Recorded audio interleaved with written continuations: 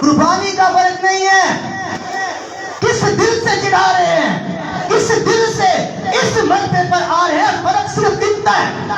کون سی قربانی قبول کرتا ہے؟ جو دل کے ساتھ ہو، جس کی خوشبو ایسی ہو کہ خدا کے حضور آسمان پر جا سکے۔ اور آپ جانتے ہیں، آپ بھی جانتے ہیں، جو چرچ آتے ہوئے کس محبت کے ساتھ آپ آتے ہیں۔ ہم بھی قربانی چڑھانے کے لیے ہی آتے ہیں۔ افسیوں کا خط کیا کہتا ہے؟ پالوس کہتا ہے 5ویں باب اس کی دوسری آیت میں، میری بہنیں سنیں، میرے بھائی بھی سنیں، دھیان دیجیے گا میری بات کے اوپر۔ میں آپ کو آج سکھانا چاہتا ہوں، اگر آپ لائیو طور پر خدا کے حضور قربانی نہیں چڑھاتے ہیں، ساری عمر بھی خدا کے حضور آتے رہیں گے، تو قربانی کی راحت انگیز خوشبو نہیں ہوگی۔ تو ایسی خوشبو جب خدا کے حضور نہیں جائے گی تو دعائیں یہیں پر ہی ختم ہو جائیں گی، کیونکہ جو راحت انگیز خوشبو تھی وہ آسمان کی طرف جاتی تھی، اور جو خدا کے حضور منظور نہیں ہوتی تھی وہ زمین کی طرف بھی پھیل جاتی تھی۔ تو آئیے میں آپ کو سکھانا چاہتا ہوں خدا کیا کہتا ہے۔ خدا کلام کہتا ہے محبت میں چلو جیسے مسیح نے تم سے محبت کی، اور ہمارے واسطے اپنے آپ کو خوشبو کی مانند خدا کے حضور نظر کر دیا۔ کہتا سوچو کہ خدا سے محبت میں اس کے ساتھ چلو اور مسیح پر نظر دے رہا ہوں، جس کے بارے میں خدا کا کلام عبرانیوں کا مصنف کہتا ہے جب اس کی سنتے نہیں ہو، لائق طور پر تیار نہیں ہوتے ہو، خود سے علانیہ اس کو صلیب پر چڑھاتے ہو، پھر سے یہ میچ چینج کیجیے گا، اور پھر سے خدا کے کلام کی تکفیر کرتے ہو۔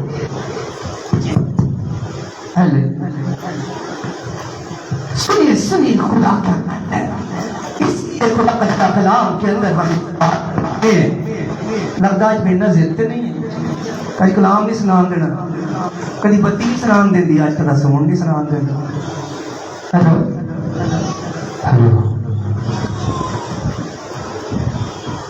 اسی نے خدا یسوع مسیح سے کہا سب سے بڑا حکم کیا ہے؟ اب سب جانتے ہیں کیا کہا خدا نے۔ سب سے بڑا حکم کیا ہے؟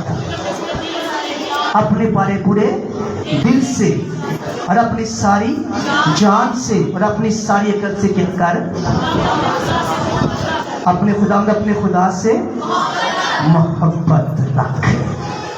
یہ ہے قربانی، یہ سب کی قربانی ہے جو خدا کا کلام ہمیں سکھاتا ہے۔ سب سے پہلے خداوند یسوع مسیح، سب سے پہلے اس کی حمد و ثنا، اس کا کلام، اس کا گھر، یعنی اس نے کیا کہا؟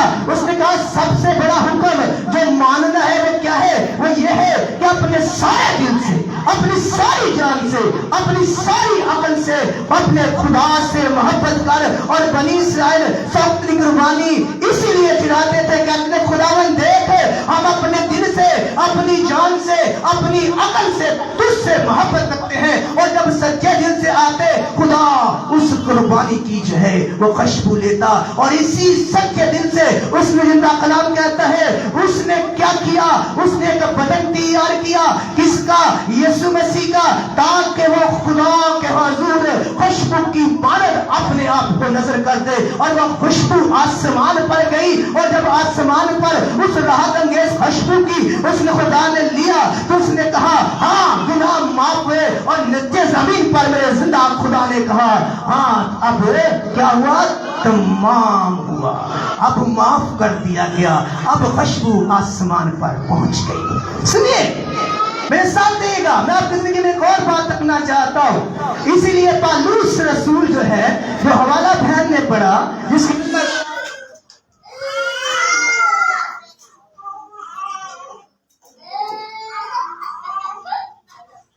جلدی کرو تاکہ اس کو کلام کون لے۔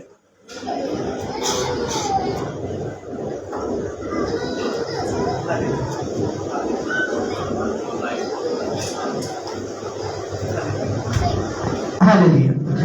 کوئی بات کیا یسوع کی محبت سے کون جدا کرے گا؟ جب سچے موتی دلوں کی طرف آ رہے ہوتے ہیں نا، تو سب سے بڑی رکاوٹ ڈالنے والا شیطان ہوتا ہے، تاکہ کہیں زندگی پا کر خدا کی طرف آ نہ جائے۔ خدا کا کلام سنی، کوئی بات نہیں، ہم یہیں پہ سنیں گے، تھوڑی بات نہیں آپ کو۔ رومیو خط کے اندر جو بہن نے حوالہ پڑھا، میری بات پیچھے آ رہی ہے؟ آ رہی ہے، کوئی بات نہیں۔ خدا کا کلام کے اندر جو آج ہم نے حوالہ پڑھا رومیو 12واں باب اس کی پہلی آیت لکھا ہے اپنے بدن ایسی قربانی ہونے کے لیے پیش کرو جو زندہ اور پاک اور خدا کو پسندیدہ ہے، یہی تمہاری معقول عبادت ہے۔ عبادت کیا ہے؟ عبادت یہ نہیں ہے کہ آپ بڑے گیت گاتے ہیں۔ پالوس کیا کہتا ہے رومی کی کلیسیا کے اندر؟ شاید آپ سمجھتے ہو لمبی لمبی دعائیں، لمبے لمبے گیت گانا اور لمبی لمبی غیر زبانوں میں دعائیں کرنا شاید یہ عبادت ہے۔ ایسی عبادت نہیں یہاں خدا کا راہ میں۔ پالوس کیا کہہ رہا ہے؟ سنیے کوئی بات نہیں، لائٹ نہیں ہے، سنیے خدا کیا کہتا ہے۔ آپ کی عبادت کیا ہے؟ کہ آپ کی عبادت کیا ہے کہ آپ کا بدن یسوع مسیح کے لیے تیار ہو۔ اپنے بدن کو قربانی دیجیے۔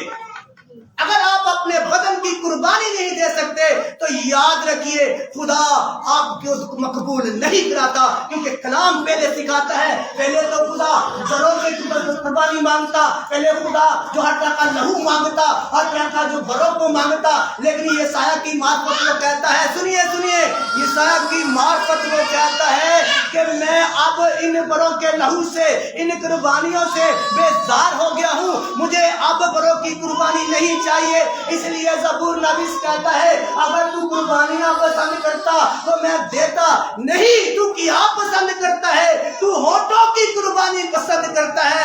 اس لیے کلام یہ سکھاتا ہے کہ اپنے بدن اس طرح تیار کر کہ خدا کے حضور یہ سوختنی قربانی کی مانند ہو۔ خدا آسمان سے اترے، کیونکہ تو خدا کا مقدس، خدا کا روح تجھ میں بسا ہوا ہے۔ جب روح اس میں آئے تو اس میں راحت انگیز خوشبو آئے، اور جب تو آسمان کی طرف ہاتھ اٹھائے تو تیری بھی دعا خدا کے حضور مقبول ہے۔ بدن تیار کیجئے، بدن کی قربانی دیجئے۔ بدن کی قربانی کیا ہے؟ ہاں خدا کا کلام یہ سکھاتا ہے، اس نے کہا خدا نے دیکھ تیرے لیے میں نے گھر چھوڑ دیا، اور خدا کا کلام کیا کہتا ہے؟ میں چھوٹا سناؤں گا آپ کو خدا کا کلام کیا کہتا ہے۔ خدا کا کلام یسوع مسیح نے کہا اور ایسا کوئی ہے جس نے میرے لیے اپنا باپ چھوڑا ہو، اپنی بہن چھوڑی ہو، اپنا کھیت چھوڑا ہو، اپنے ہر طرح سے اپنا مال چھوڑا ہو، اور خدا کلام کہتا ہے میں تجھے بتاتا ہوں کہ تجھے 100 گنا اس کا ملے گا، اور اس کے بعد تجھے ہمیشہ کی زندگی۔ یہ میرا قانون ہے۔ بدن کی قربانی کیا ہے؟ اور بدن کی قربانی یہ ہے، اس نے کہا خداوند میں تیرے پیچھے آتا ہوں، پہلے مجھے اپنا باپ بنانے دے۔ اس نے کہا وہ جو مردہ ہے انہیں مردہ دکھانے دو، یعنی جو خدا سے دور ہے انہیں زیادہ کر دے، تو پہلے آ اور میری خوشخبری کو پلا۔ اس کا مطلب ہے سب سے پہلے میرا زندہ خدا۔ ایسے لوگ ہیں جو خدا کی حضور اپنے بدن کی قربانی دیتے ہیں۔ میں پڑھ رہا تھا ایک شخص جرمنی کے اندر، اس نے مسیح کو قبول کیا، اس کے گاؤں کے اندر جو ہے ہر طرح سے کوئی چرچ نہیں تھا، کوئی خادم نہیں تھا، لیکن اس نے اپنے بدن کو، جس کا پالوس کہتا ہے میں اپنے بدن کو کوٹتا ہوں تاکہ یہ خدا کے کنٹرول میں رہے، تاکہ یہ شیطان کے قبضے میں نہ آئے۔ اس نے ہر طرح اپنے آپ کو خدا کے لیے تیار کیا، اور لکھا ہے وہ عرصے تک دا یتی جمع کرتا رہا اور اسے ہاتھ نہ لگایا تاکہ جب تک خدا کا حد وہاں نہ پہنچا۔ یہ اپنے بدن کی قربانی۔ بہت سے لوگ ایسے ہیں جو سنڈے کو نوکری پر چلے جاتے ہیں، جو سنڈے کو اپنی دکانیں کھول لیتے ہیں، لیکن بہت سے لوگ ہیں جنہوں نے اپنی نوکریاں اس لیے چھوڑ دی کیونکہ انہوں نے کہا سب سے پہلے خدا کا کلام اور اس کا سنڈے اس کا ضروری ہے۔ ایسے لوگ ہمارے پاس، ایسے لوگ ہیں بھائی فیاض یہاں بیٹھے ہوئے ہیں، بہت عمدہ نوکری ہوٹل کی، اچھی سیلری، اچھا مرتبہ، لیکن ایک سوال رکھا سنڈے چھٹی دو گے؟ اس نے کہا نہیں۔ اس نے کہا سنڈے میرے یسوع کا، اور جاب چھوڑ کر اپنی پرانی جاب کی طرف چلا گیا۔ ہیں ایسے لوگ جو اپنی قربانیاں دیتے ہیں، اور میں یہ بات آپ کی زندگی میں رکھنا چاہتا ہوں۔ رب کلام کہتا ہے اگر کسی نے میرے لیے ناپستا کا کام کیا، یعنی میرے لیے چھوڑا، تو میرا کلام خدا کا سکھاتا ہے کہ اس کو 100 گنا ملے گا۔ آئیے میں زندگی کا اوپر بات رکھنا چاہتا ہوں۔ آج یاد رکھیے جب خدا کلام ایلیا سارپت کی بیوہ کے پاس گیا، اس نے کہا کہ خدا کلام یہ سکھاتا ہے، سنیے گا آخری بات آپ کے لیے رکھنا چاہتا ہوں، کلام یہ سکھاتا ہے سارپت کی بیوہ کے پاس خدا کلام جب سکھاتا ہے کہ وہ گیا، اور سارپت کی بیوہ کہاں بیٹھی ہے؟ سدانیوں کے علاقے کے اندر۔ سدانیوں کا علاقہ کون سا ہے؟ جو بل کا ہے، بت پرستوں کا ہے، ہر طرح سے آل والے ہر طرح سے بت پرست ہے، لیکن ایلیا کو خدا نے اٹھایا. اب خدا ڈھونڈ رہا ہے کہ ایلیا کو کہاں لے کر جاؤ. اس نے بنی اسرائیل کے اوپر نظر ڈالائی. اسے وہاں بہت سے تاجر ملے، بہت سے بڑے بڑے خاندان ملے، لیکن خدا کو کوئی عمدہ دل وہاں پر نہیں ملا. اور دل ملا تو کہاں ملا؟ سرداریوں کے علاقے کے اندر، سارپات کے اندر، جو بیوہ ہے مرنے کی تیاری کر رہی ہے. اور خدا نے ایلیا تو خدا کی تلاش میں وہاں پہنچا، لیکن خدا ایک عمدہ دل کے لیے وہاں پر پہنچا. خدا عمدہ دل ڈھونڈتا ہے. خدا آپ کی مرتبے کو نہیں ڈھونڈتا. آپ کتنے بڑے پاسٹر ہیں، آپ کتنے امیر ہیں، کتنی دولت ہے آپ کے پاس، یہ کوئی میں نہیں رکھتی. میں نے یہ رکھتا ہے کیا آپ کا دل سوختنی قربانی کے لیے تیار ہے کہ نہیں ہے. کیا آپ کے دل کے اندر اگر پاک روح آتا ہے تو کیا اسے راحت انگیز خوشبو ملتی ہے، یا اسے بدبو جیلسی کی، وہاں جیلسی کی بدبو ملتی ہے، خادموں کو گرانے کی بدبو ملتی ہے، شرارت ملتی ہے، جیلسی ملتی ہے. کتنا دل آپ کا تیار ہے؟ میں نے کہہ یہ نہیں تھا. ایلیا اٹھا، ایلیا اس لیے اٹھا، اسے خوراک چاہیے تھی، خدا اس کو لے کر گیا. اور سننے والی بات آپ کی زندگی کے اندر سننا چاہتا ہوں. سنیے سنیے سننے والی بات، سننے والی بات. اس نے کہا جو سننے والی بات یہ میں نے خیس نہیں ہے، خادموں کے لیے بھی اور کلیسیا کے لیے ہدیہ کتنا بڑا ہے، یہ میں نے خیس نہیں ہے. میں نے خیس. سنیے میری بہنیں یہاں سنیے، یہاں بیٹھی ہوئی ہیں آپ سنیے. ہم اکثر اس بات کو اپنی زندگی میں رکھتے ہیں، ہدیہ کتنا بڑا ہے. پاسٹر دیکھتا ہے ہاتھ میں ہدیہ کتنا بڑا ہے، یہ میں نے خیس حدیث میں. میرے بھائی بھی سنیے یہاں، میں نے خیس یہ ہے آپ کا دل کتنا عمدہ ہے. میری بہنوں کو میری بات سمجھ آئی. اکثر ہم یہ دیکھتے ہیں ہدیہ ہاتھ میں کتنا زیادہ، یہ میں نے خیس نہیں. یہاں سے ایلیا اٹھتا ہے اور سارپت کی بیوہ کے پاس جاتا ہے. جب وہ گیٹ پر ہے، ایلیا گیٹ پر ہے، عورت مرنے کی تیاری کر رہی ہے، اور خدا کا بندہ ایلیا کہتا ہے مجھے پانی پلا. اور جب وہ جانے لگتی ہے وہ کہتا ہے میرے لیے ایک روٹی کی ٹکڑا لا. وہ کہتی ہے تھوڑا سا آٹا ہے، تھوڑی سی کپی میں تیل ہے، ہم 2-4 لکڑیاں چن رہے ہیں اور ہم پکائیں گے اور ہم کھائیں گے اور مر جائیں گے. وہ مرنے کی تیاری کر رہی ہے. اب ایلیا کیا کہہ رہا ہے؟ سنیے سنیے یہاں پر. ایلیا نے کہا اس تھوڑے میں سے ایک ٹکڑا پہلے میرے لیے بنا لا اور اس کے بعد اپنے لیے بنانا. بنی اسرائیل شکر گزاری کی قربانی بھی کرتے تھے. دوسری قربانی جو کرتے تھے وہ نظر کی قربانی کرتے تھے. اور نظر کیا ہوتی ہے؟ سنیے سنیے یہاں بیٹھے ہوئے، شاید آپ کرتے ہیں لیکن وہ پتہ نہیں ہے. نظر کی قربانی یہ تھی وہ اپنے کھیت کا پہلا پھل، وہ اپنے ایک باغ کا پہلا پھل، وہ اپنی سیلری کا پہلا پھل، وہ اپنے ہر طرح سے اپنی برکت کا پہلا پھل خدا کے حضور میں لاتے، اس کا شکریہ ادا کرتے، اس سے محبت کا اظہار کرتے. ہاں خداوند تو یہوہ یہی مہیا کرنے والا خدا ہے، تو نے مجھے یہ باغ دیا، دیکھ میں اپنا پہلا پھل تیرے حضور میں لاتا ہوں. تو نے مجھے سیلری دی، نوکری دی، دیکھ تنخواہ آئی، اس میں میں تھوڑا سا حصہ تیرے حضور شکر گزاری کے لیے لاتا ہوں. دیکھ خداوند تو نے مجھے اچھا گھر دیا، تیری ان برکتوں کا میں شکریہ ادا کرنے کے لیے وہ شکر گزاری کی نظر کی قربانی خدا کے حضور لاتے. شکر گزاری جو کچھ کرتے ہو شکر گزاری کے ساتھ کرو. تمہاری دعائیں، تمہاری مناجاتیں شکر گزاری کے وسیلے سے خدا کے حضور آئے. وہ اپنا دل کا نذرانہ اس لیے نہیں لاتے تھے کہ خدا سے ڈرتے تھے، نہیں، خدا سے محبت کے وسیلے کے لیے آتے تھے تاکہ خدا سے رشتہ جڑا رہے. آپ بھی کر سکتے ہیں. خدا نے سارا نہیں مانگا اس سے. بیوہ سے کیا تھا؟ بیوہ کہتی ہے منڈی میں آٹا نہیں ہے، کپی میں تیل بھی نہیں ہے، مرنے کو جا رہے ہیں. ایلیا کہتے ہیں مت ڈر، جو کہتی ہے سو کر، لیکن پہلے کیا کر، اس تھوڑے میں سے شکر گزاری کا نذرانہ میرے لیے لے آ. پھر خدا کیا فرماتا ہے؟ اس نے کہا ایلیا خدا کا خادم تھا، وہ خود تو کلام نہیں کر رہا تھا، خدا کی روح اس میں ہو کر یہ کام کر رہی تھی. اور خدا کی روح نے کہا جب تک مینا بھر سے نہ مٹی میں سے آٹا نہ تیل میں سے کپی میں سے تیل ختم ہوگا. پہلا زندہ خدا کلام سکھاتا ہے وہ بھاگی ہوئی مٹی جب کرنے نہیں گئی کہ پہلے میں حساب لگاؤں گی کہ پہلے خادم کو دینے کے لیے ہے کہ نہیں، تھیلی کے اندر دیکھوں گی خادم کو دینے کے لیے ہے کہ نہیں ہے۔ اس نے حساب کتاب نہیں کیا، وہ گئی خدا کے کلام کو اس نے قبول کیا، اس نے وہاں سے آٹا لیا، ٹکیا بنائی اور خادم کو دے دی اور اپنے لیے بھی پکائی، اور جو کلام آسمان سے اس کے لیے نازل ہوا تھا اس نے اپنا کام کرنا شروع کر دیا، اور کلام کہتا ہے اس نے بھی کھایا اور اس کے ساتھ اس کے سارے کنبے نے کھایا۔ شکر گزاری کی عبادت دیکھیے کتنی خوبصورت ہے۔ اب تھوڑا سا خدا کو دیتے ہیں، خدا آپ کی مرضی کو کہتا ہے کہ جب تک مہینہ نہ ختم ہو دوسری سیلری نہ آئے گی تیرا اناج ختم۔ فرق اتنا ہے دیتے کس دل سے ہے، دیتے کس دل سے ہے۔ اور کلام یہ سکھاتا ہے شکر گزاری کی عبادت کے لیے ایک اور اصول تھا کہ جو شخص شکر گزاری لائے وہ اپنے ہی ہاتھ سے لے کر آئے۔ اے نہیں ہے یار میں نوکری چلنا اب 50 روپے نہیں ذرا میرے بولو شکر گزاری چلا دیں، اکثر میں دیکھا ہی ہے۔ اب میرے کو ٹائم کو نہیں آنا جلیبیاں لے جا خدا دے حضور کے چاہ۔ قانون شکر گزاری کا کیا تھا؟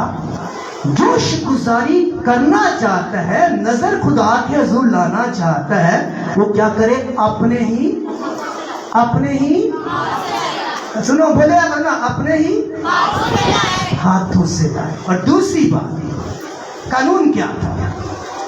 کوئی ناپاک شخص اس قربانی کو نہ کھائے، کوئی بھی ناپاک شخص اس قربانی کو، یعنی شکر گزاری کے حصے میں سے کوئی ناپاک شخص اس کو نہ کھائے۔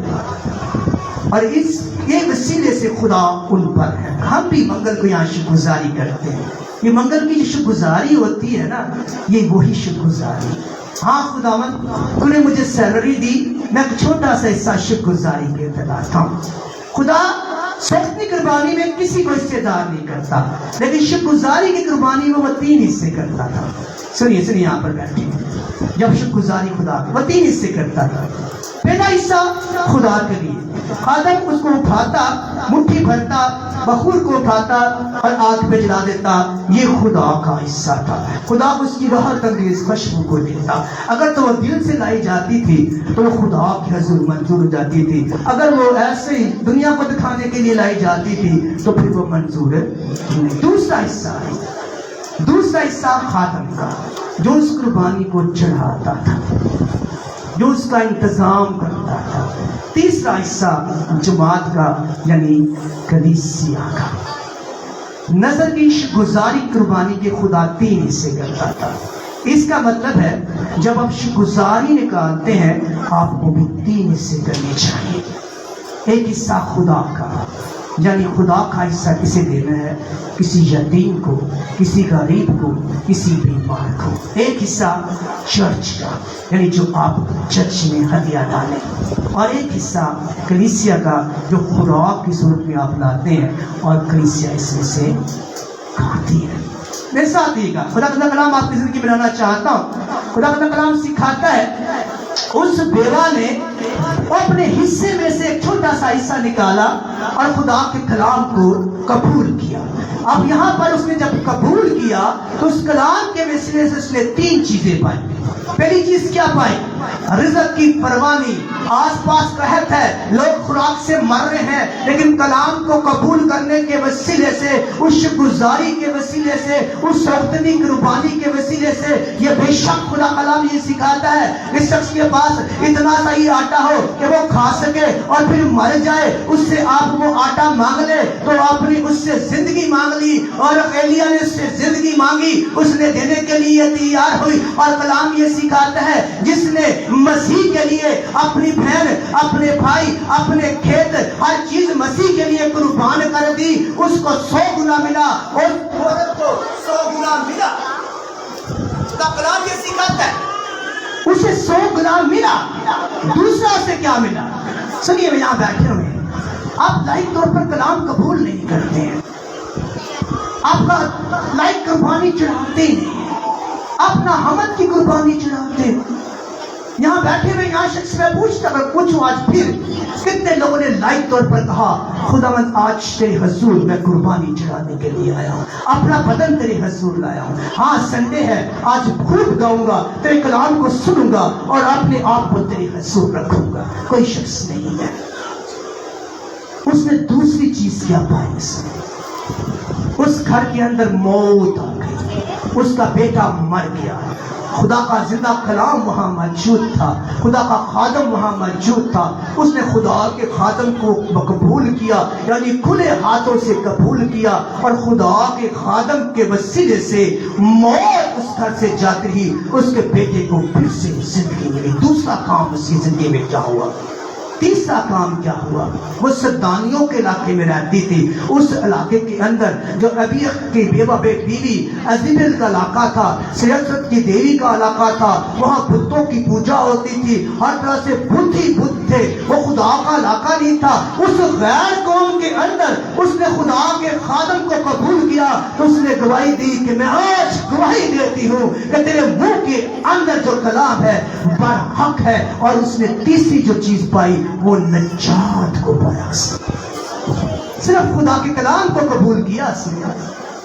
آپ خدا کے کلام ابھی بھائی نے گایا, میں پھر اس کے ساتھ روح کا حل تو چلنے تو دے, روح کے حل تو دل کو نرم تو کیجیے, اپنے کام تو دیجیے.